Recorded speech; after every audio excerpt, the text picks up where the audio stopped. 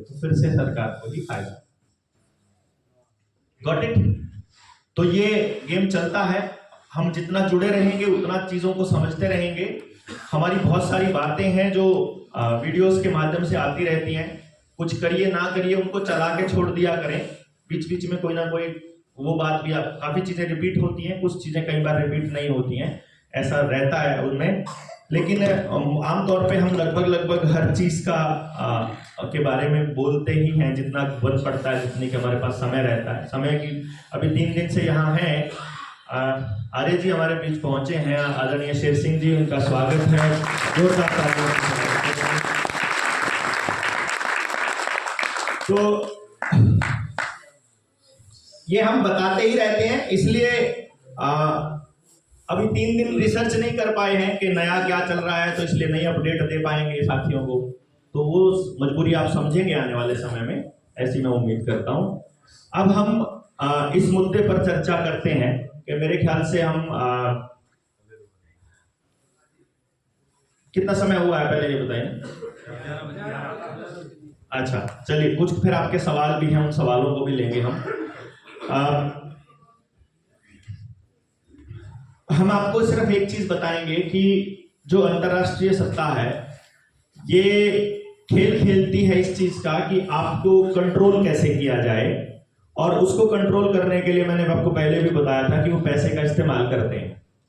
आपके पुलिस वाला जो साथी था जिसने आपको लॉकडाउन में लठ मारे, जब आपने उसको सच्चाई बताई और वो आपकी बात से सहमत हो गया, तो उस पुलिस वाले भाई ने आपको एक बात कही बात के खत्म होने के बाद कि भाई जो तू कह रहा है वो बिल्कुल ठीक है, ये सारी पार्टियां एक जैसी हैं, ये सारे लोग एक जैसे हैं, हम क्या करें, हम तो नौकरी करते हैं।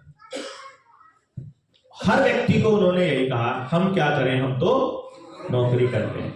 आपके ऊपर जो पाबंदियां लगाई वो सारी पाबंदियां आखिर में आपके पेट के साथ जुड़ी हुई थी कि आपको राशन नहीं मिलेगा, आपको पेंशन नहीं मिलेगी, आपको बस में नहीं जाने देंगे, विदेश में नहीं जाने देंगे, दुकान नहीं खोलने देंगे, कोई दुकान की रजिस्ट्री नहीं होगी, घर की रजिस्ट्री, कोई काम नहीं कर पाएंगे।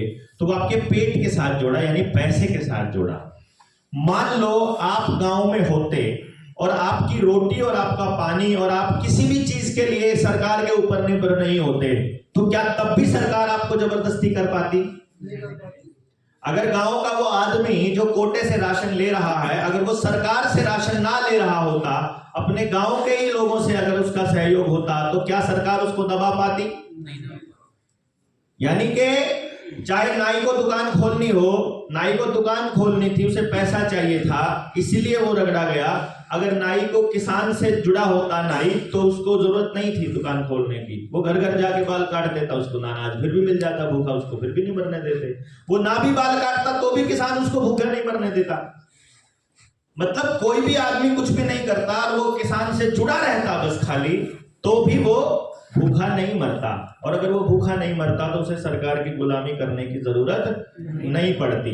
इसका मतलब भूख आदमी को कुछ भी करने को मजबूर कर देगी। और हम जो लालचवश थोड़ा सा सोचते हैं कि बच्चे की नौकरी चली जाएगी, नौकरी चली जाएगी तो ये भूखा रह जाएगा, रोटी कहां से कमाएगा, इस डर की वजह से, यानी कि लालच और डर की वजह से हमने सरकारों के आगे सरेंडर कर दिया। लेकिन इस पूरी व्यवस्था के अंदर जब किसी अस्पताल में किसी व्यक्ति को डेड घोषित किया जाता था उस बीमारी के कारण, तो उस अस्पताल को बकायदा 2 लाख रुपया मिलता था पर डेथ।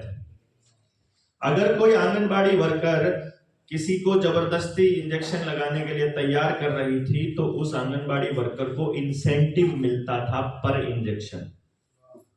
आप सोच सकते हैं कि अपने पैसे के लालच में डॉक्टरों ने, अस्पतालों ने, फार्मा कंपनियों ने, या हमारे इन भाइयों ने जो नौकर भाई थे, इन्होंने अपने ही लोगों की जान के साथ कितना खिलवाड़ किया, और उसके मूल में था पैसा।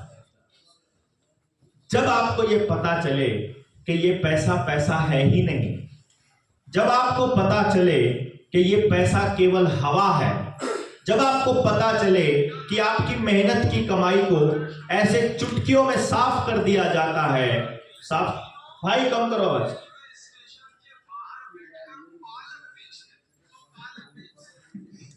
मतलब यहाँ भी बैठ के फेसबुक चला रहे यार।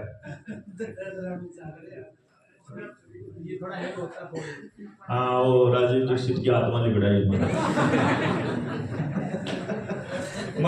अपने वाला शासन सुन कर राजीव दीक्षित ने बोला वो तो बाहर लिख दो भाई, ये मजाक करो भाई। तो जब आपको पता चले कि ये पैसा पैसा है ही नहीं, तो क्या आप ठगे हुए महसूस नहीं करोगे?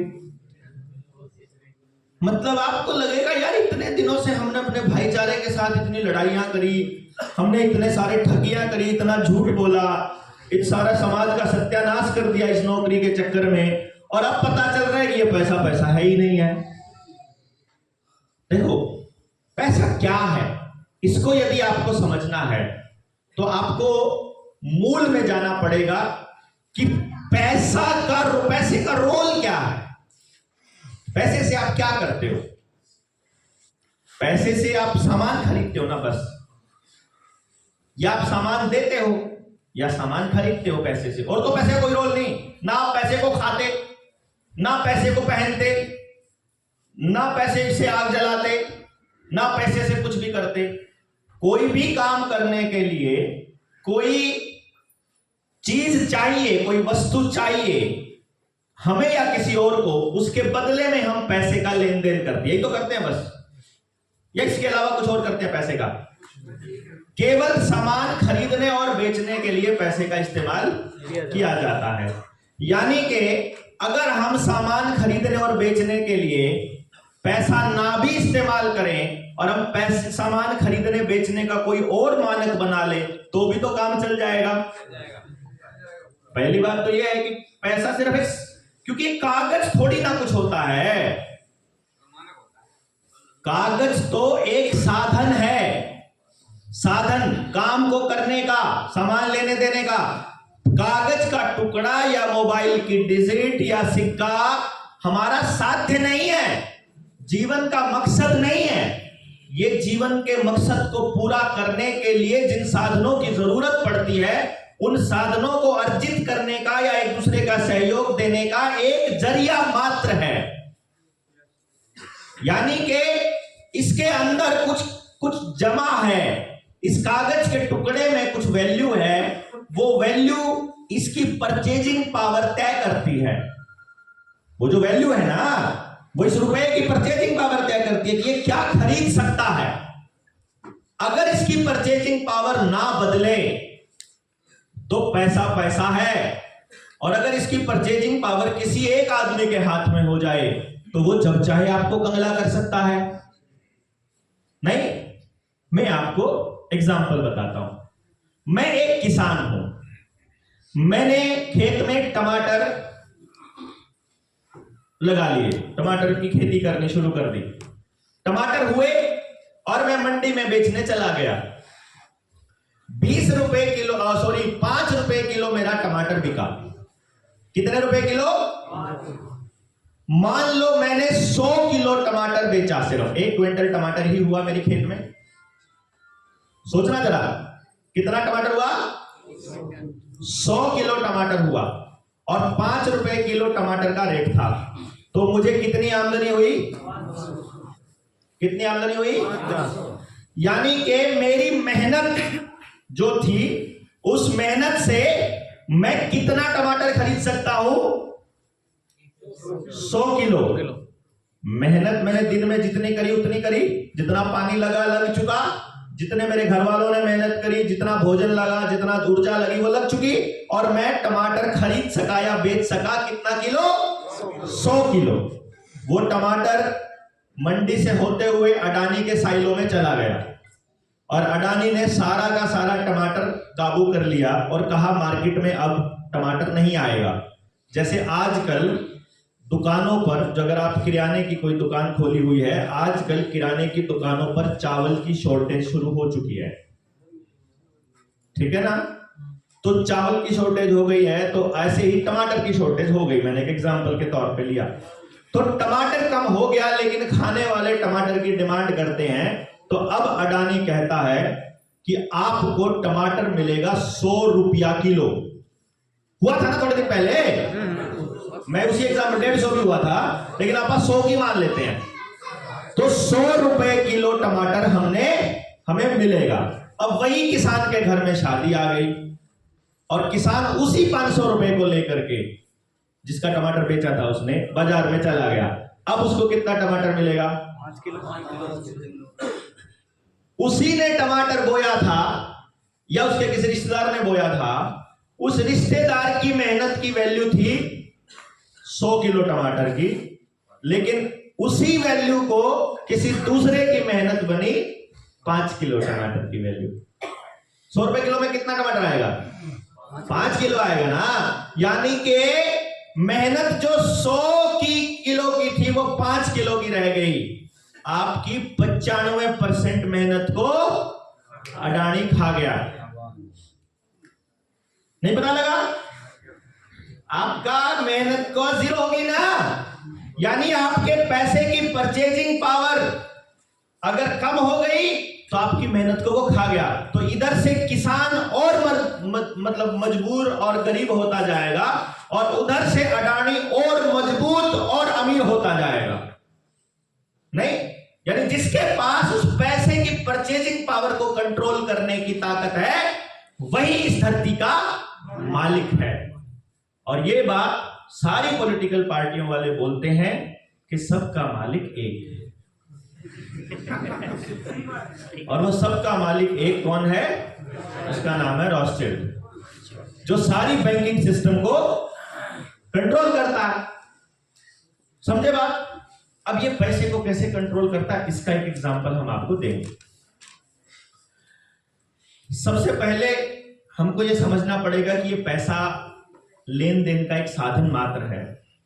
और हमारे जो बुजुर्ग थे उनका एक नियम था कि कबाड़ के बदले धन नहीं खरीदा जाएगा। क्यों जी? धन के बदले ही धन खरीदा जाएगा। और धन क्या होता है? अनाज धन होता है, धरती धन होती है, हमारी मेहनत श्रम धन होती है, पशु धन होता है, ऊर्जा कोई भी है वो धन होती है। मैं पूरा दिन आपके खेत में मेहनत किया तो मैंने अपनी ऊर्जा आपको दी, फिर आपने उसके बदले में या तो अनाज दिया या पशु दिया या सूट दे दिया या कुछ भी दे दिया, वो आपकी ऊर्जा से कमाया हुआ धन है, आपने वो धन दिया। मेरे धन के बदले आपने धन दिया, और ऐसे धन के बदले धन। कुछ जगह पर ऐसा हुआ कि किसी ने तो वो धन कमाया था 6 महीने मेहनत करके, और किसी ने मतलब अब जब मान लो मैंने तो मेहनत की खेत के अंदर 6 महीने 4 महीने मेहनत की, और कोई उन्हें खाम खाई गली में जानती हुई गाय ना बांध लिया है, उन्होंने तो मेहनत करी नहीं गाय पालने में, वो तो उस सड़क पे जाती हुई गाय ले आया, वो कहते हैं कि तेरी मेहनत के बदले में ये गाय ले जा। मतलब कुछ भी, कोई भी चीज ऐसी, गाय तो मैंने एक एग्जांपल लिया सिर्फ खाली। मेरा कहने का मतलब ये था कि कुछ भी वो फ्री की चीज, आपसे फ्री की चीज के बदले में आपकी मेहनत की चीज लेने लगे। तो हमारे बुजुर्गों ने एक नियम तय करा कि भाई न्यू गड़बड़ हो जाएगी, कि भाई किसी भी चीज के बदले में कुछ भी लेना, इससे शोषण होने के चांसेस रहते हैं। तो किसी का भी शोषण ना हो, इसीलिए हम कोई एक स्टैंडर्ड तय कर देते हैं, कोई एक मानक तय कर लेते हैं। और मानक अगर नहीं होगा तो गड़बड़ें होती रहेंगी, कम ज्यादा रेट, कम ज्यादा मेहनत आपको होती रहेगी। समझ गए? ये मानक तय करना ही हमारा सबसे पहला काम था हमारे पुरखों का। और उन्होंने मानक तय किया कि मानक एक ऐसी चीज का होना चाहिए जो असलियत में धन हो। तो फिर उन्होंने अनाज का भी कोशिश किया, लेकिन अनाज खराब हो जाता था। फिर उन्होंने धातुओं का कोशिश किया, लोहा खराब हो जाता था, जंग लग जाता था। ऐसे करते करते कभी हजारों साल पहले हमारे पुरखे इस बात पर पहुंचे, निष्कर्ष पर, कि सोना और चांदी ऐसी धातुएं हैं जिनको आप 1000 साल बाद भी, 100 साल बाद भी अगर धरती से निकालो या पड़ी रहें तो वो बिल्कुल वैसी ही रहती हैं, उनमें कोई बदलाव नहीं आता है।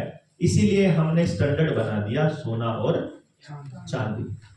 तो सबने देखा है सोने और चांदी जो है वो उसी में हमारा लेन देन होता था।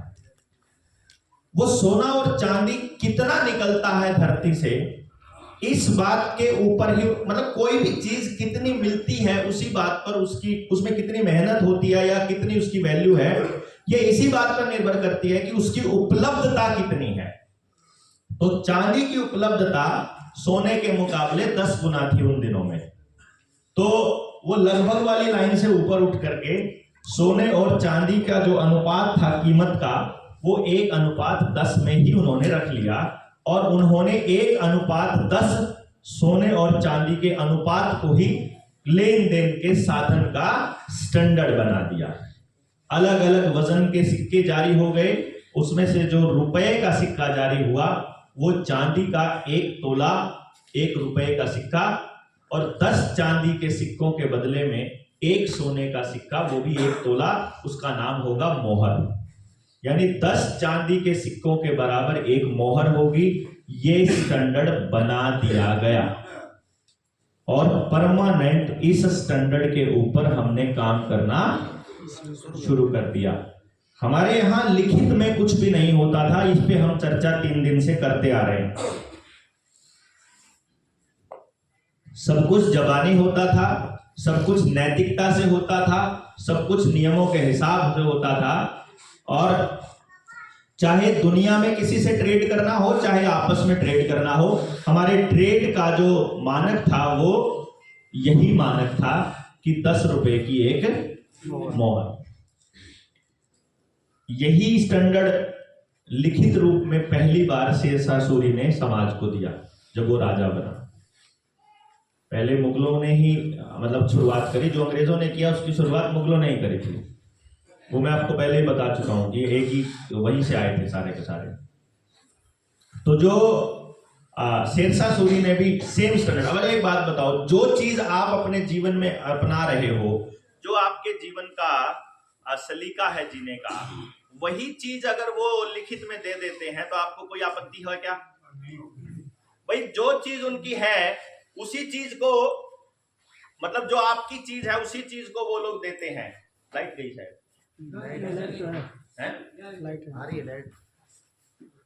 लाइट है, आ गई। हेलो नहीं आई। जो चीज आप अपना रहे हो, जो आपके जीवन की शैली है, उसी को अगर वो लोग, हेलो नहीं बजी, हिला के देखो। माइक में प्रॉब्लम तो नहीं? वो तो उसमें लाइट जलेगी तब जाएगा। अरे इसमें तो चलो कोई बात नहीं, सुन रहा है ठीक। अगर वही चीज वो लिख कर दे दें तो किसी को आपत्ति है क्या? तो उन्होंने उसी को लिखित रूप दे दिया, उस नियम को ही लिखित रूप दे दिया। बाद में शेरशाह सूरी के बनाए हुए कानून को ही एज इट इज अंग्रेजों ने उठा लिया और वैसा ही नियम बना दिया कि 1 रुपया जो है वो 1 तोला चांदी और 10 रुपए का एक मोहर। सुनील भाई के पास वो होगा, रुपया होगा अपने पास। हेलो हेलो हाँ, सुनील को बोलना उसके पास वो होंगे। तो ये रुपया हमारा चलन, ठीक है बिल्कुल आवाज।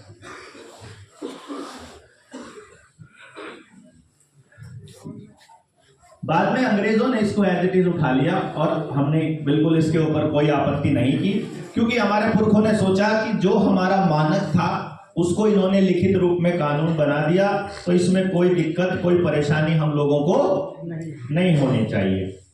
बाद में अंग्रेजों ने एक कानून बनाया और उस कानून को समझना बड़ा जरूरी है आपके लिए, क्योंकि यदि आप उस कानून को नहीं समझ पाए तो आप इस लड़ाई को नहीं लड़ पाएंगे। हमारी लड़ाई का जो मूल है वो सिद्धांत है, सच्चाई है, हर किसी का भला है, लूट की खिलाफत है। ये ध्यान रखिएगा। हमारी जो लड़ाई है, ये जो भी यात्रा हम शुरू कर रहे हैं, इस यात्रा के मूल में सच है और सच सबका भला करता है, किसी का भी नुकसान नहीं करता है। एक का नुकसान और एक का फायदा तो बिल्कुल भी नहीं करता है कि नहीं? इसलिए जब आपको इस लड़ाई में आगे बढ़ना होगा तो आपको एक बात माननी होगी कि किसी के साथ भी अन्याय होगा तो हम खड़े हैं, किसी के साथ भी। ऐसा नहीं, शुरुआत हम अपने से करेंगे कि मेरे साथ अन्याय हो रहा है तो मैं बोलूंगा, फिर उसके साथ भी होगा तो मैं बोलूंगा, किसी और के साथ भी होगा। अगर वहां जाकर उसके साथ खड़ा नहीं हो पाएंगे तो फिर हम अपनी जगह पर रहते हुए बोलेंगे।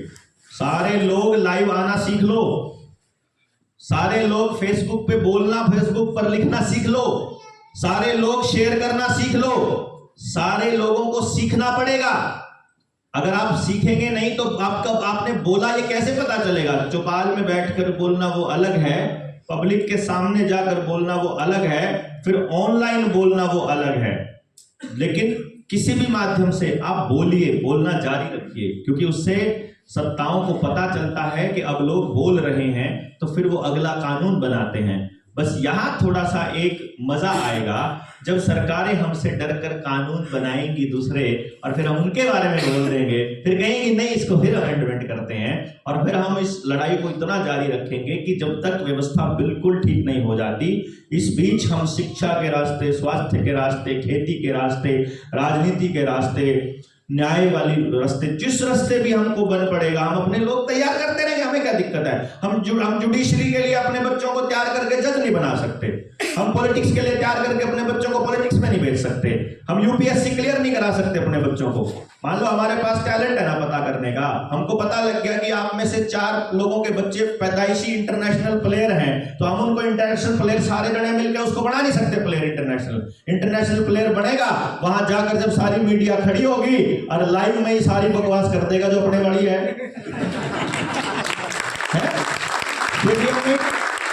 ये लोग बड़ा गेम खेलते हैं भाई साहब। ये लोग आपके फेमस हुए बच्चों को आपके खिलाफ इस्तेमाल करते हैं। मैं बजरंग पुनिया को बोला, जब खेलों का ये खिलाड़ियों का आंदोलन चल रहा था, मैंने बोला बजरंग पुनिया को, मैंने कहा भाई ये न्यू वर्ल्ड ऑर्डर वाले पेज पर तेरी फोटो कैसे है, अमित शाह वाली फोटो में? बोलो क्या होता है न्यू वर्ल्ड ऑर्डर? मुझे पता ही नहीं। मैंने कहा अरे न्यू वर्ल्ड ऑर्डर पता नहीं, बोला ना फिर तूने परमिशन कैसे दी उसमें अपनी फोटो छापने की? कह मेरे को नहीं पता जी डॉक्टर साहब। मैंने यार तो तेरी फोटो उसमें, बोलो तो किसी टीपीआरओ से सरकार के आदमी का फोन आया होगा, उन्हें पूछा होगा मैं फोटो छाप लूंगा, मैंने कह दिया छाप ले। ओहो, उसको पता ही नहीं, लेकिन वो आपके बच्चों का इस्तेमाल कर रहा है ना, वो फेमस हो गया। हमको लगा कि जब धोनी कह रहा है न्यू वर्ल्ड ऑर्डर अच्छा है?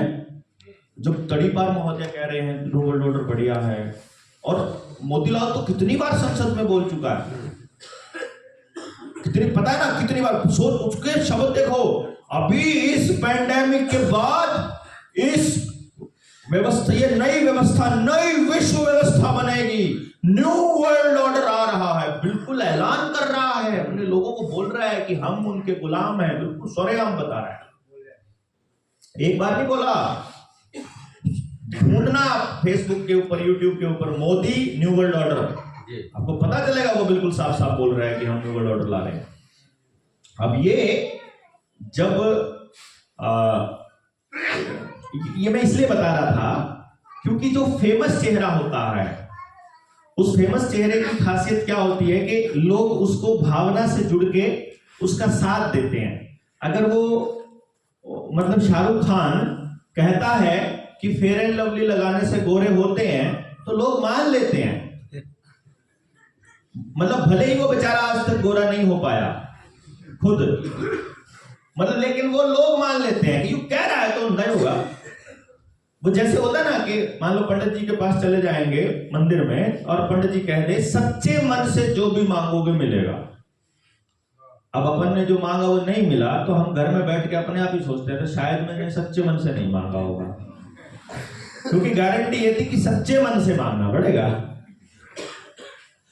तो वैसे ही वो जो मीडिया में वो छापते हैं, अभी उन्हीं का चेहरे का इस्तेमाल करके वो लोग कैसे करते हैं। आप देखो, आपका जो नेता है वो आपकी जमीनें बेचने पे लगा है उद्योगपतियों को। जो आपका अभिनेता है वो आपको क्या कह रहा है कि जब तक दवाई नहीं तब तक ढिलाई नहीं, है ना? मतलब हम लोग जब वे बोलते थे कि देखे क्या बोल रहा है, जब तक दवाई नहीं तब तक ढिलाई नहीं। मैंने कहा इसको तो जब तक इसकी सुताई नहीं होगी इसको समझ में नहीं आएगा ना। मैंने कहा अगर अमिताभ बच्चन आ जाए, सबसे पहले उसके मुंह पे थप्पड़ मारना बनता है कि तुमने पूरी दुनिया को अपनी आवाज से, जो तुम्हारी आवाज को अगर दुनिया जानती थी, तो तुमने इससे लोगों को बहलाया, बरगलाया, तुमने लोगों को भ्रम में डाला। फिर आपका जो अभिनेता शाहरुख खान, अक्षय कुमार, अजय देवगन, ये आपको क्या बेच रहे हैं? पान मसाला बेच रहे हैं आपके बच्चों को, है? ऋतिक रोशन आपके बच्चों को दारू की बोतल बेच रहा है, वो आपके बच्चों को नशा करना सिखा रहा है।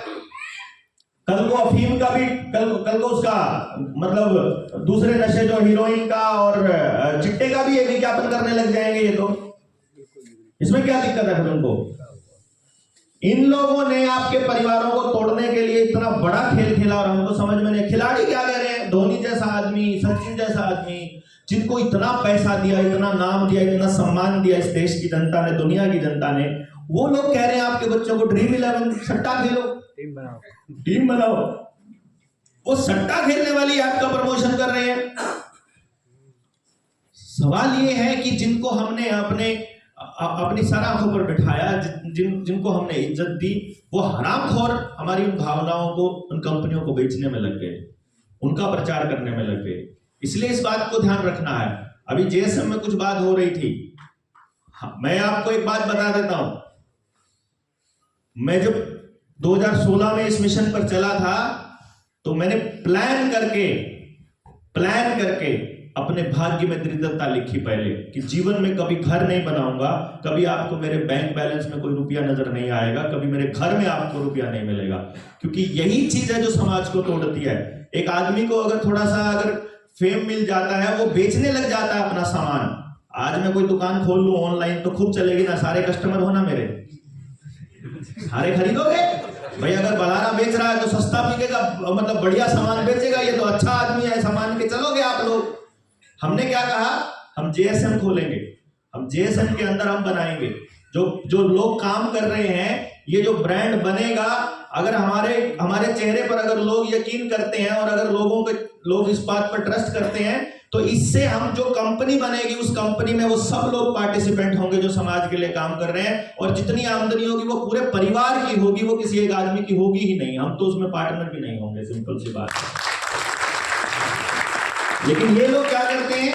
ये अपने उस फेम का फायदा उठा करके आपके बच्चों को बरगलाते हैं। इसीलिए मैं वो बात कह रहा था कि अगर आपके घर में कोई पैदाइशी प्लेयर पैदा हो गया तो इंटरनेशनल पटर पर इनका षड्यंत्र खोलेगा। अगर आपके घर में कोई बच्चा ऐसा पैदा हुआ है जो यूपीएससी का पेपर क्रैक करने वाला है, तो हम उनको वहां भेजेंगे ना आईपीएस। फिर आंदोलन करने वालों को डंडे थोड़े वो कहेंगे हल्के मारने हैं इनको, क्योंकि आदेश पालन करना तो पड़ेगा। अभी तो जब तक उनकी गुलामी करनी है, जब अपनी सरकार आ जाएगी फिर तो ये पुलिस को ही उड़ा देंगे, फिर तो पुलिस की जरूरत ही नहीं है। पुलिस का कोई काम ही नहीं है भाई। असली जो तंत्र, जब जनता का तंत्र है, वहां पुलिस को कंट्रोल करने का क्या मतलब है? वहां तो अंदर से कंट्रोल होंगे हम लोग। तो भाई यहाँ हमें 3 दिन से किसने कंट्रोल किया भैया? हम सब लोग स्वानुशासित हैं, तो हमारे लिए पुलिस की जरूरत कहाँ है भाई? अगर हमें बात समझ में आ गई तो अरे डंडों की जरूरत तो यार मतलब उन पशुओं को होती है जिनमें बुद्धि नहीं है इतना सोचने की करना क्या है। डंडों से तो उनको हाँकना पड़ेगा ना, और हमको समझ में आता है। हाँ, समझ में नहीं आया वहां तक हमारा काम है, बस समझा दो, फिर उसके बाद अपने आप कर लेंगे, हमें क्या दिक्कत है। अभी ये जो हम समझा रहे हैं इतना लंबा 3 दिन का, ये समझा रहे हैं कि जो रुपये, जो मैंने आपको बताया था जिसपे बात चालू हुई थी कि वो जो आपके परिवार के बच्चे हैं उनके अंदर एक एक योद्धा पैदा हुआ पड़ा है, उन्हीं में बेईमान लोग भी पैदा होंगे। आपके घर में बेईमान बच्चे भी होंगे, आपके घर में होगा, लेकिन वो बेईमानी क्या है आपको समझ नहीं आएगी। बेईमानी क्या? वो मेरा एजुकेशन वाला जो ट्रेनिंग है, एजुकेशन की ट्रेनिंग किसी ने की है क्या? एजुकेशन वाले 13 पार्ट जो फोन पकड़िए, बच्चे को दिमाग समझने वाले किसने किए हैं? हाथ खड़े करो। फोन पकड़िए। हाँ, फोन पे ही मतलब है इतने लोग। आप में से एक भी आदमी है उसको करने के बाद जिसकी विचार और जिसके विचारधारा बिल्कुल भी नहीं बदली, पूरा बदलाव आया सोचने में बच्चों की तरफ, नजरा बदला ना? वो क्या हुआ? आपको अपने बच्चे के काम करने का तरीका पता चल गया कि ऐसे सोचता है। मैं आपको बताता हूं इसका तरीका, मैं आपको वो बता रहा हूं। मैं अपने किसी रिश्तेदार, मैं अपने मामा जी के साथ, मतलब मामा चाचा ताऊ में मामा थे वो, मैं उनके साथ कहीं दुकान पर गया हुआ था। उस दुकान पर जा गया मैं, वो दुकान थी चश्मे की दुकान। उस चश्मे की दुकान पर मैंने चश्मा देखना चाहा, मुझे एक चश्मा अच्छा लगा, मैंने देखना चाहा, मैंने हाथ लगा दिया। उस दुकानदार ने मेरे हाथ पे मारा, 100 का, है दूर कर। मेरे को मतलब अंदर जो है ना कि मैं देख ही तो रहा था, मैंने ऐसा क्या कर दिया। चलो देखूंगा तेरे को, मैं बताऊंगा तुझे, कोई मेरा वो रहता है। हम जब बैठे वापस जाके, वो उस टाइम वो होते थे गणेश जी वाला 3 व्हीलर होता है ना लंबे वाला, उसमें बैठ गए ऊपर छत पे जाके बोले तो मेरा मामा बोला मच्छर लग रहे हैं देवेंद्र। मैंने अपने उसके कुर्ते की पॉकेट में से निकाले 3 चश्मे पकड़ाए, हल्ला है ये कब लाया तुम? मेरे को भी नहीं पता चला, मगर उसको भी नहीं पता चला। ये हंसने की बात नहीं है, लेकिन मैंने वो 3 चश्मे मामा को दे दिए। मेरा अपना कोई, मेरे को वो चश्मा लगाना भी नहीं था, मेरी कोई इच्छा भी नहीं थी, पर मुझे कि तू मेरे को हाथ नहीं लगाने देता, तुझे मैं पता भी ना लगने तो कब निकालूं। और मैंने वो उन्हीं को दे दी, मतलब मेरे पास कुछ नहीं है उसमें से। वो अब मुझे चोर कहा जाएगा कि नहीं कहा जाएगा मुझे नहीं मालूम, मैं तो आप सबके सामने बता दिया। मुझे मेरे पड़ोस का एक आदमी, मेरा चाचा लगता है वो, अब उस टाइम तो घर में जो है टॉयलेट्स नहीं होते थे तो बाहर ही घूमने जाते थे, बाहर घूमने गए हुए हैं और वहां पर वो मुझे बोलता है कि काले तू, काला मेरा नाम घर का, बोला काले तू मोटा नहीं होता। मगर क्या करूं चाचा, होता ही नहीं, कणा की खाऊं। मेरी माँ ने तो सांदा भी गाल लिया, मैं ठीक मतलब मैं होता नहीं मोटा। तो मेरे तो बोला बीड़ी पी ले मोटा हो जाएगा। मैं बोला सच्ची हो जाऊंगा? बोला हो जाएगा। मैंने बीड़ी लेकर सुट्टा मार लिया और फिर अगले दिन फिर प्यासी, मैं तो मोटा होने के चक्कर में पीने लगा। मेरा बीड़ी पीने से कोई लिंक नहीं, मैंने मोटा होना भाई, और मेरे तब बटा और वो मोटा और वो कहने लग रहा तो मैंने ठीक लग रहा, तो मैंने पी लिया। अब एक दिन उन्होंने बोला रोज मेरी ये पींदा रहोगा, अपनी भी प्या दे। मखा मैं तो पींदा ही नहीं करता, अपनी ले आ। मखा मैं तो कौन पींदा, तेरा काका पीन लग रहा। मारे घर में जो पिया करता, मैंने सबके बंडल कड़ा लुक रहे, मैंने सबका पता था। मैं सबके बंडल में तो 2 बीड़ी काट के ले जा है, और अगले दिन मैंने सब तक प्यार दी। मतलब पहले तू पी ले, तो भी पी ठाटते। मैं पिया हुआ एक दिन मेरे चाचा ने देख लिया, मतलब स्मेल आ गई उसने, मैं उसके पास तक गया, बोला बीड़ी पी थी? मैं कहा ना। बोला मुंह सूंघा? मैं सूंघाया मैंने। ये मैं तब की बात बता रहा हूँ जब मैं 5वीं क्लास में हूँ, मतलब मैं 10 साल का हूँ मात्र, मुझे सही गलत का कुछ नहीं पता। उन्हें मैं सूंघा, मैंने सूंघा दी। बोला कान पकड़ ले, यो जाया करता है लाचा पाना, तो कान पकड़वा लिए, मेरे कैंची मारी, कैंची में दर्द, का 1 सुट्टा मारा था, दूसरी मारी 2 सुट्टे मारे थे, तीसरी मारी 3, और मतलब आखिर में मैं 1 बीड़ी तक पहुंच गया। और फिर उन्हें गया, फिर मखाना एक, फिर तो अगले मारता रहा हो, कितने महा के पीछे एक ताके को नहीं गया मैं, महा यार तो मारता रहेगा। जब मेरे समझ में आया कि तो चालू हो गया, ये तो 10 को आगे छोड़ेगा। लेकिन मैं उसके बाद मैंने बीड़ी क्या किया होगा, छोड़ी नहीं, बीड़ी चालू कर दी। मैं बीड़ी पींदा, वो मैंने सूंघदा, वो मैंने पीटता, मैं फिर उसे की बीड़ी चोरी करता, और छात पर जाकर पींदा, और मैंने कहता इब्राहिम को दिखा। मतलब मैं सिर्फ एक टाइम ऐसा आया जब वो छिक लिया, मेरे पे जोर ला गया, कान पकड़वा गया। एक दिन उसका मारने जी कर, अपना पता नहीं क्यों मारा नहीं, मेरा नु लात मार चट पाजा सारा दिमाग चल कुछ कर इस करा, नाश करा, मैं मारा। तो ठीक है भाई, मैं फिर पी पाया। ठीक है, फिर उसके दौरे को फिर गया, उन्हें फिर मैं सुन गया, उन्हें फिर यूं मेरे का नहीं कर ना, मतलब आंख दिखाई, मैं फिर पी आया, उन्हें फिर मेरे तरफ रिएक्शन शो करना बंद कर दिया, मैंने पीनी बंद कर दी।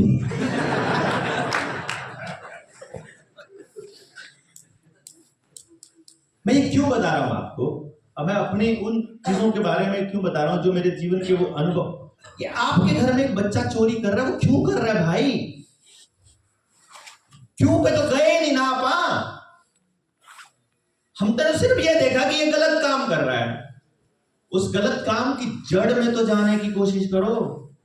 उसने जो भी गलत काम लिए हैं इसी समाज से लिए हैं। गाली देने के लिए मुंह से जितने शब्द निकले हैं वो सारे शब्द हमने बनाए हैं। वो शब्द भी हमने ही बना के दिया उसको, पहले उससे पहले जो समाज स्थापित है। यानी अगर आपको अपनी संतानों को ठीक करना है तो पहले हमको, पहले वो समाज ने जो उसको देना है वो ठीक करना पड़ेगा ना। बच्चा तो शाही चूस की तरह होता है, वो तो उसकी तरह होता है, स्पंज की तरह होता है ना, सीट के में से निकाला कर दिया ना, थर्मोकोल नहीं, फोम सी जो होती है। अब वो आप कह दोगे उस बच्चे को कि बेटा लाल रंग जो है वो खतरे की निशानी होता है, मैं तुझे लाल रंग के कटोरे में डुबाऊंगा, तूने वो चूसना नहीं है। ऐसा कैसे हो सकता है? उसको तो जैसा रंग का एक्सपोजर मिलेगा वो तो वैसा ही हो जाएगा। अलग अलग रंगों का मिलेगा तो उसका नया रंग बन जाएगा। सिंपल सी बात यह है कि यदि हम अगली संतानों को बचाना चाहते हैं तो उससे पहले वाली पीढ़ी को इस बात की समझ होनी चाहिए कि जो औलाद बिल्कुल पैदा हुई है या पैदा होने से पहले, अगर सुभद्रा के पेट में अगर अभिमन्यु है और उस टाइम पर वो सुन रहा है अपने मामा कृष्ण की बात चक्रव्यूह को भेदने की, और वो वहां से कुछ सीख रहा है, अगर वो एग्जाम्पल साइंस बताती है, भले ही महाभारत हो, महाभारत कहानी हो या सच्चाई, ये एक सेपरेट विषय है कि कहानी हो या सच्चाई, लेकिन अब साइंस आज के टाइम पर ये साबित कर चुकी है कि 7वें महीने तक, 28वें हफ्ते तक, प्रेगनेंसी के 28वें हफ्ते तक हमारे बच्चे का दिमाग पूरी तरह से विकसित हो जाता है, जैसे उसके प्रेगनेंसी के 7 महीने होते हैं, 28 महीने होते हैं। यानी 28वें महीने तक बच्चा अपने माँ बाप की बातों पर रिएक्ट करना पेट में ही शुरू कर देता है।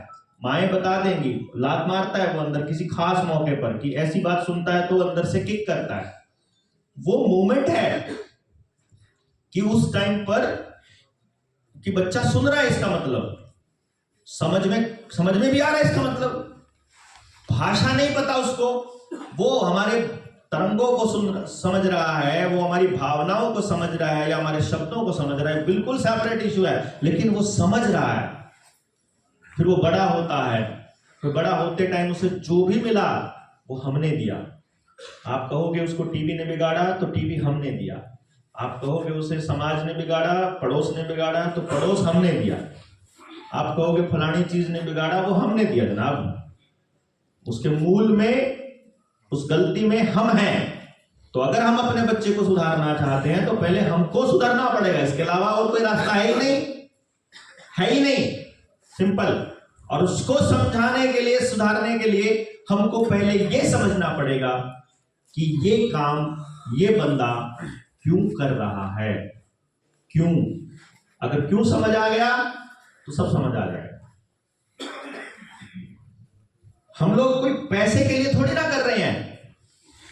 जो लोग काम कर रहे हैं, जो ये पुलिस वाले की मैंने एग्जांपल दिया, जो मैंने आंगनबाड़ी वर्कर का एग्जांपल दिया, जो मैंने डॉक्टर का एग्जांपल दिया कि ये पैसे के लिए इन्होंने आपको वो कर दिया, इन्होंने पैसे के लिए किया, लेकिन पैसा मूल में नहीं था। मूल में थी वो भावना जिसके वशभूत होकर उसने किया, और वो भावना थी समाज में एक्सेप्टेंस की भावना, समाज से इज्जत मिलने की भावना कि ये पद होगा, ये पैसा होगा, ये गाड़ी होगी, ये रेपुटेशन होगी तो ज्यादा इज्जत मिलेगी। वो इज्जत चाहिए उसे, हर आदमी को इज्जत मिल गई, उसको अच्छे काम करने से मिलेगी, अच्छे काम करने के लिए प्रेरित होगा, पैसे से मिलेगी, पैसे के लिए प्रेरित होगा, वो नशा बेचने से इज्जत मिलेगी तो नशा बेचने से प्रेरित होगा। तो नेताजी अगर अपना मुख्यमंत्री किसी उसमें बिग बॉस के किसी कार्यक्रम के अंदर वाहियात, फूहड़पन, गालियां देने वाले सटोरी गंदे आदमी को अगर हाथ पकड़ करके जनता के सामने आदर्श स्थापित करेंगे तो हमारा युवा जो है वो गंदा ही बनने के लिए प्रेरित होगा ना। सीधी सी बात है। इसमें मतलब हमारे युवाओं को पता है, मुख्यमंत्री जिसको सम्मानित कर रहा है, मुख्यमंत्री कौन है? इस प्रदेश का रिप्रेजेंटेटिव। यानी अगर मुख्यमंत्री ने उसको सम्मानित कर दिया तो समझो मैंने भी कर दिया, आपने भी कर दिया, वो सबको रिप्रेजेंट करता है। लेकिन अगर मुख्यमंत्री के उसको सम्मानित करने पर अगर देश का, समाज का आदमी बोलता नहीं है तो वो जो बच्चा, गरीब का बच्चा है जो सोच रहा है कि मैं जिंदगी में क्या करूं, उसे एक रास्ता मिल जाता है कि मुख्यमंत्री से जिसको इज्जत मिली वो एक सटोरी, गंदा, गालियां देने वाला, वाहियात एक आदमी है। तो कल से मुझे भी अपने वीडियोस, अपनी रील, अपने इंस्टाग्राम पे यही चालू कर देना है, क्योंकि इसी से मुझे प्रचारित होना है। तो हमको हर गलत सही चीज के लिए बोलना पड़ेगा। मेरा नेता अच्छा कर रहा है, खुलकर सपोर्ट कीजिए, लेकिन जैसे ही एक काम गलत करे चुप मत होइए। यहां जनता सरकार मोर्चा में मान लीजिए आपने मुझे इस मंच पर बिठा दिया है और मैं आपको कहूं कि मैं जब तक ठीक करूं तब तक आप खुलकर सपोर्ट कीजिए। विरोध करने का टाइम आए, गलत करता हूं तो साथ में विरोध कीजिए, और आपको जस्टिफाई करना मेरा फर्ज है। जो ट्रेनिंग में आ चुका व्यक्ति है, उस व्यक्ति को अगर कोई गलतफहमी है वो पहले मुझसे पूछेगा कि बलाना भाई आपने ये बात कही या आपने ये गलती करी, क्यों किया, क्या ये सच में आप ऐसे हो? अगर मैं आपको जस्टिफाई नहीं कर पाया तो खुलकर विरोध करना है कि आदमी गलत है, इस आदमी ने गलत किया। अदरवाइज मौका नहीं छोड़ना है किसी की भी गलती ढूंढने का। आपस में भी अगर आप में से कोई गलत आदमी है आपके बीच में बैठा तो बताना है सबको। दुनिया को बताने के अलावा और कोई रास्ता नहीं है गलत आदमी से बचने का। उसकी बात छुपाना, अपनी ही औलाद की गलतियां छुपानी शुरू कर दी जब पावर में बैठे, पंचायतों में बैठे आदमियों ने, वहां से समाज का सत्यानाश होना शुरू हुआ। जब वो मोहवश हो गए, धृतराष्ट्र बन गए, जब वो तब सत्यानाश हुआ। अभी डॉक्टर भूप सिंह ने मुझसे एक बार पूछा, मैंने अपनी एजुकेशन वाली वीडियोस के अंदर मैंने एक छोटी सी क्लिप उनको पहुंचाई किसी ने। उन्होंने बोला कि आपने ऐसा बोला कि हमें तो डर है कि कल को ये सरकार वेद ना इंप्लीमेंट कर दे। मैंने ये बोला हुआ है, और जो वेदों पे बोलने वाले लोगों को मैंने कहा, तो कहने कहा कि मुझे डर है कि ये सरकार उनको इंप्लीमेंट, तुम मुझे बस बहुत से आर्य समाजियों का और बाकी लोगों का मैसेज आया कि आपने ऐसा बोला क्या। मैंने कहा मेरी पूरा की पूरी लाइन सुनिए, उस पूरी के भाव सुनिए और आपको पता चलेगा। उसका मकसद ये था, मैं ये बता रहा था कि जब इन्होंने गाय को अपना मुद्दा बनाया तो गाय को बचाने वाले लोगों को पैसा दे करके गुंडों को गौ रक्षक बना करके स्थापित किया, ताकि समाज में गाय के बचाने वाले लोगों की जो इमेज बने वो गुंडे की बने। क्योंकि सरकार को मालूम है कि अगर गाय बच गई, सरकार को भी पता है, सरकार के मालिकों को भी पता है कि अगर गाय बच गई तो गांव बच जाएगा। तो गाय बचनी नहीं चाहिए, ये सुनिश्चित करने के लिए उन्होंने अपने गुंडों को गौ रक्षक बना करके भेजा, अपने गुंडों को, जैसे मैंने आतंकी लोगों को बिठाया देता है। तो जिस भी धर्म, उन्होंने भारत माता की जय बोला, देखो संसद की चौखट पर उसने सिर रखा संसद में घुसने से पहले, तो संसद गिराने का फरमान जारी कर दिया। नई संसद बनी वास्तु के हिसाब से बनी हुई है। इल्यूमिनाती का साइन देखो जाकर के, अंदर लूसीफर की मूर्ति स्थापित की है उसने। आप देखिए जाकर के, वास्तु के हिसाब से ऐसा संसद है ये कि देश का पैसा बाहर जाएगा ही जाएगा। अगर आप वास्तु पर यकीन करते हो तो वो लोग करते हैं, इल्यूमिनाती करते हैं, पूरा सिंबॉलिक सिस्टम है। शैतान के लिए पूजा घर बनाया है इसने, संसद नहीं है ये। अपनी सत्ता, दंड स्थापित किया ना, जो दंड, वो क्या कहते हैं उसको, हाँ, सिंबल जो स्थापित किया, वो उनकी सत्ता की निशानी है कि परमानेंट रहेगी इस देश के ऊपर। देश की गुलामी की निशानी है ये संसद, और हम बड़े राजी हो रहे हैं। जिस दिन संसद का उद्घाटन होना था, इस संसद के बारे में देश को, जनता को पता ना चल जाए, उसी दिन इन्होंने अपने नेताओं से कह करके, जो इनके खास नेता थे, पहलवानों के धरने के लिए संसद के बाहर घेराव की कॉल दी थी, जिससे कि सोशल मीडिया पर और मीडिया पर संसद की केवल वो खबर बाहर जाए जो इनका पीआरओ देता है। बाकी खबरें सिर्फ पहलवानों के धरने की जाए, समझे? असलियत आपके पास ना पहुंचे, इसलिए मीडिया का मिस इन्फॉर्मेशन इस्तेमाल किया जाता है। अब ये बात आपको बताएगा कौन, या आपको समझाएगा कौन? क्योंकि हम तो जब आपको ये कहेंगे कि भैया जी आपको घर के अंदर वो उकड़ू बैठने वाली और जो कुर्सी वाली जो टॉयलेट की शीट देना, ये भी षड्यंत्र है। अगर आधा बैठकर लैट्रिन करोगे, अगर टॉयलेट करोगे, तो आपका पेट कभी पूरा साफ हो ही नहीं सकता है। आपको बीमार रखने के लिए ही है ये, लेकिन नहीं समझ में आएगा है। ये टॉयलेट में जो आपको पैसे, जो टॉयलेट में आप पानी बर्बाद करते हो, जो टूंटी लगी है, ये आपके गांव में बनी है क्या, या कंपनी से बन के आई है? ये टाइलें कंपनी की है या आपके गांव से बन के आई है? गांव की मिट्टी इस्तेमाल हो रही है। आप इसके अंदर जो बिजली का कनेक्शन है, जो बिजली की तारें लगी हैं, जो मीटर लगा है, जो मोटर लगी है, जो पानी वेस्ट कर रहे हो, ये आप गांव को बचा रहे हो, समाज को, या बर्बाद कर रहे हो?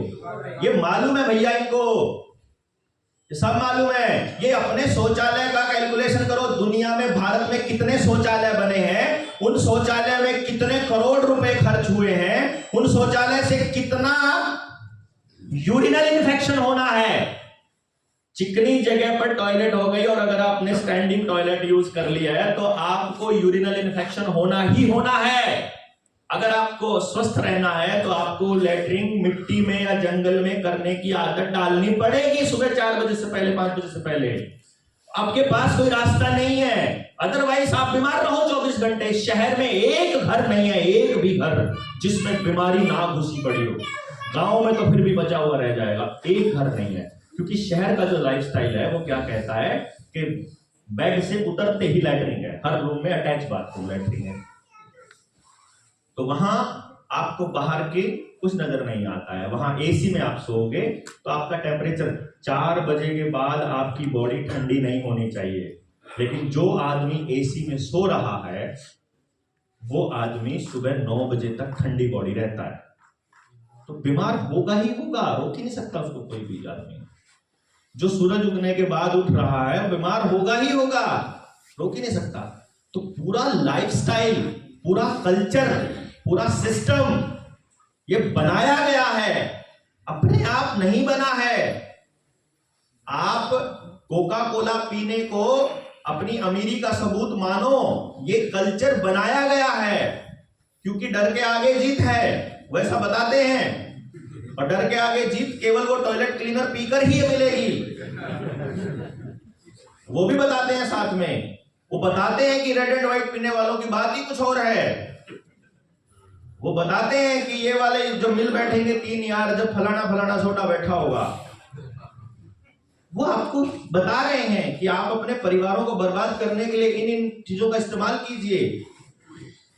मतलब जो खाने के, अभी जूही चावला बताती है घने घुंघराले सिल्की बालों के लिए डाबर आंवला का इस्तेमाल कीजिए। उसका पति गंजा पड़ा है, अपने पति के बाल नहीं उगा पाई, दुनिया के बाल सेट करने चलिए बता। हल्दी और चंदन वाली क्रीम लगाने को बोलते हैं। अरे हल्दी और चंदन तो हम लगाते ही थे यार। दूध वाली क्रीम लगा, तो दूध तो हमारे घर में अपना होता ही था यार। आप शेविंग करते हो ना, शेविंग क्रीम से अगर 1 मिनट में बाल नरम होते हैं, गाय का दूध इस्तेमाल करके देखो 10 सेकंड में नरम होते हैं उतने। मतलब और 2 बूंद लगती हैं, सिर्फ 2 बूंद दूध की, 2 बूंद। एक चम्मच गाय के दूध में आप शेविंग क्रीम का उतना ही, उससे ज्यादा सॉफ्ट शेविंग होगी आप, उससे ज्यादा सॉफ्ट। ये बात हमारे पुरखों को क्या मालूम नहीं था क्या? सब मालूम था भैया। लेकिन वो तो भैया आपको राजस्थान वालों की तरह ट्रीट करेंगे, पता है ना। मतलब ये वैसे पानी की कमी के लिए एक बना था चुटकुला, बता देता हूँ। ओ चला गया कोई इधर से पानी वाले एरिया से उधर राजस्थान में, शेविंग कराने लग गया, और जो नाई था वो अपना ब्रश के ऊपर थूके और लगा, अरे क्या कर रहा है तू, ब्रश पे क्यों थूक रहा है? भला साहब आप तो जी हमारे मेहमान हो, हम तो मुंह पे थूक के करते हैं।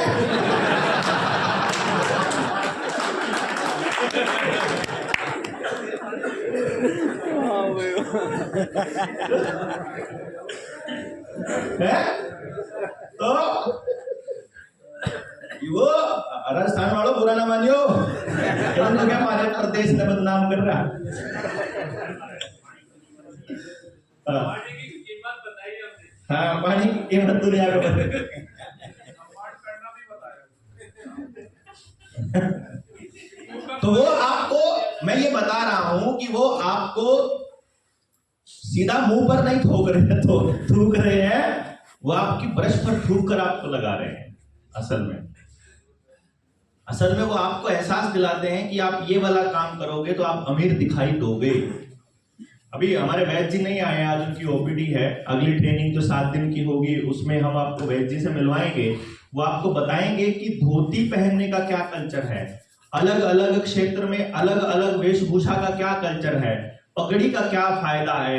यानी कि अगर हमारा कपड़ा पहनने का जो स्टाइल है वो भी हमको परेशान, दुखी या हेल्दी रख सकता है। और वो हमारे वालों को पता था, सब कुछ मालूम था यार उनको। वो इतने साइंटिफिक लोग थे। और हमको सिर्फ जानना भर है, आपके गांव में अपने हाथ से कपड़ा बनाया जा सकता है। बनाते ही थे पहले, लेकिन अब हम वापस, अगर आप हमारे जैसे कुछ जगह पर ऐसे हैं जहां पे कुछ बच्चे जो थे उनको चोरी की आदत पड़ गई, 14-14 साल के बच्चे 13-13 साल के गलत काम करने लग गए। तो उनको हमने कुछ नहीं किया, सिर्फ ये बोला कि तुम हमारे कहने से 15 दिन का एक काम कर लो, 15-20 दिन तुम उधर लगाया हो। 15-20 दिन में वो इतना सीख लिए कि उन्होंने अपना परना बना लिया, मतलब अपना जो कपड़ा बना लिया सिर पे बांधने वाला।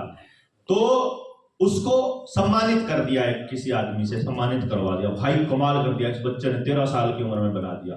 वो बच्चे को इतनी लत पड़ी उस सम्मान की। सम्मान ही चाहिए ना आदमी को यार, कुछ भी नहीं। और वो सम्मान की ऐसी लत पड़ी, उसने गांव में आके आगे 25 बच्चों को रोजगार दे रखा है। रोज अपने कपड़े बनाते लग गए अपने, मतलब हथकरघा की पूरी यूनिट खोल दी उसने अपने गांव में। मात्र 15 साल का बच्चा, छत्तीसगढ़ की बात है ये। जब हमारी टीम बन जाएगी तो हम लोग वहां आपकी विजिट भी कराने लेकर जाएंगे, ऐसे लोगों से मिलवाएंगे भी उन लोगों से।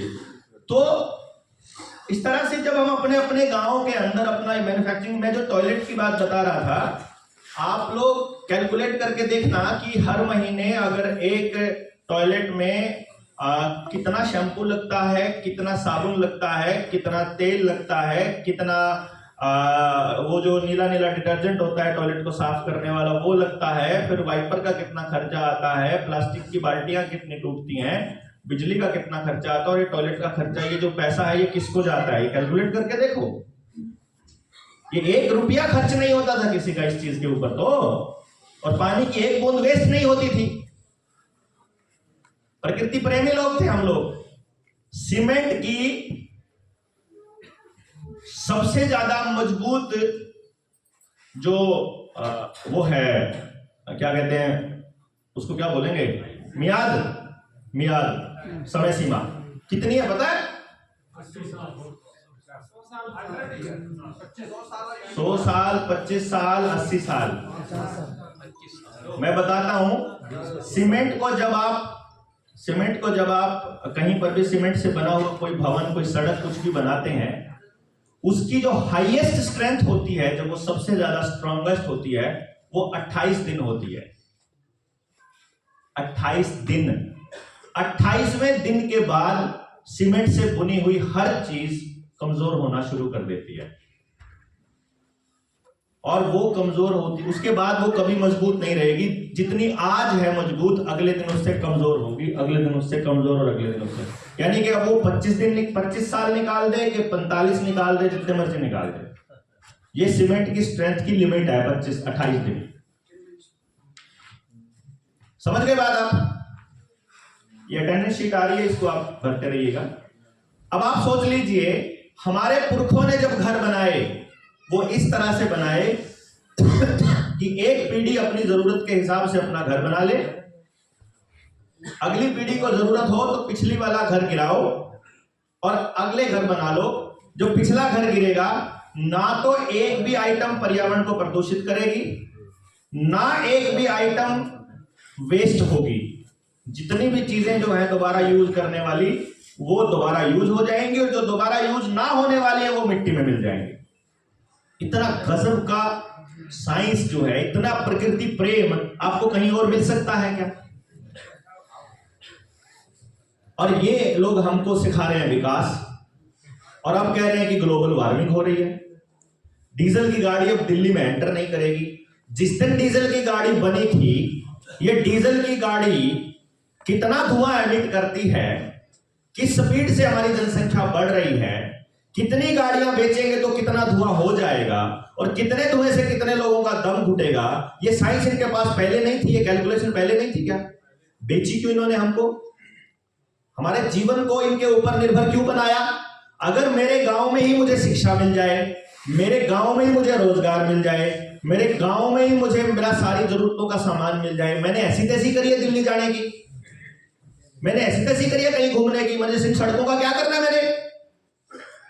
मेरे गांव की जरूरत का सारा सामान, गांव के पास इतनी जमीन होती है कि मेरे गांव के सभी लोगों की सभी जरूरतें मेरे गांव से पूरी होने के बाद जो फालतू का उत्पादन बचे वो विदेशों में भेजा जा सकता है। लेकिन सारा गेहूं उगवाएंगे ना, सारा का सारा धान उगवाएंगे ना, ये तो हमसे हमें दालें भी खरीदनी पड़ेंगी, हमें आटा भी खरीदना पड़ेगा। गेहूं बोने वाला चावल कहीं और से लेके आ रहा है। आपको मालूम है, आप यहां पर गेहूं बोते हो और आपके ही बच्चे और आपके ही चाचा जो है शहर में आटा ले रहे होते हैं बना बनाया, गेहूं पिसवाते नहीं है। नहीं हो रहा है क्या ऐसा? हो रहा है। तो ये मतलब क्या हो रहा है? ये वेस्टेज ऑफ ऊर्जा, wastage of money, wastage of resources हो रहा है। और ये सारा का सारा षड्यंत्र। अब मैं कैसे, अब असल में चक्कर क्या है कि जब सारी की सारी बात को समझ लोगे तो आपको, मैंने आपको कल बताया था, आपके सिर से पगड़ी का उतरना, आपको पायजामा कुर्ता पकड़ाना, आपको कंपनियों की जैकेट देना, आपके पैरों में जूता देना, आपका बैठने का तरीका देना, आपको बैठने का तरीका बदल दिया इन्होंने। आपके बच्चों को वो नीचे बैठकर नहीं पढ़ने को बोलते, वो कहते हैं स्टूल और बेंच लगाएंगे हम, तो वो पेड़ के नीचे नहीं पढ़ने देंगे प्रकृति के नजदीक, वो तो एसी वाले कमरे में पढ़ाएंगे आपके बच्चे को, वो तो ग्राउंड में नहीं जाने देंगे, वो तो कह रहे हैं कि मोबाइल लगा करके वर्चुअल रियलिटी वाला स्कूल खोलो। और दिल्ली वाला राक्षस कहते हैं कि हम वर्चुअल स्कूल खोल रहे हैं, आपको स्कूल आने की जरूरत ही नहीं है। 8वीं क्लास को, पूरी 8वीं क्लास, पूरी दिल्ली की 8वीं क्लास को एक ही टीचर पढ़ा देगा। समझ रहे हो आप बात? रोजगार भी दे रहे हैं। हाँ, वो कहता है कि हम रोजगार भी देंगे। हमको ये, मैंने आपको बताया, आपके घर में डाइनिंग टेबल है, चूल्हा है, खाने पीने की आइटम है, खाना बनाने का तरीका है, खाने बनाने के बर्तन है, आपकी रसोई में क्या रखना है क्या नहीं रखना है, पड़ोस की दुकान में क्या रखना है क्या नहीं रखना है, किसान क्या उगाएगा, वो कैसे उगाएगा, वो कैसे रहेगा, फैमिली कैसे टूटेगी, एवरीथिंग इज प्लान्ड। और इतनी प्लानिंग के साथ चल रहे षड्यंत्रों के खिलाफ आप आंख बंद करके लड़ सकते हो क्या? प्लानिंग से लड़ना पड़ेगा, प्लानिंग से। हम इसलिए बोलते हैं ये ज्ञान युद्ध है, ज्ञान युद्ध। ये केवल ज्ञान से जीता जाएगा, समझ कर जीता जाएगा। बिना ज्ञान के संख्या बल से लड़ोगे तो वैसे ही मरोगे जैसे पहले मरते आए बिना समझ के। इसलिए हमको जीतना है इस युद्ध को, इसलिए सीखना है हमको। लगातार सीखने की प्रक्रिया का आज पहला चरण है और इसको कंटिन्यू रखना है। 3 दिन में आपने समझ लिया कि किस किस बिंदु पर किस किस तरह से आपको लपेटा गया, और आज मैं अभी आपको बता रहा हूं कि रुपए पर आपको कैसे लपेटा गया। जिस बिंदु पर हम चले थे उसी बिंदु को हम दोबारा से बताते हैं।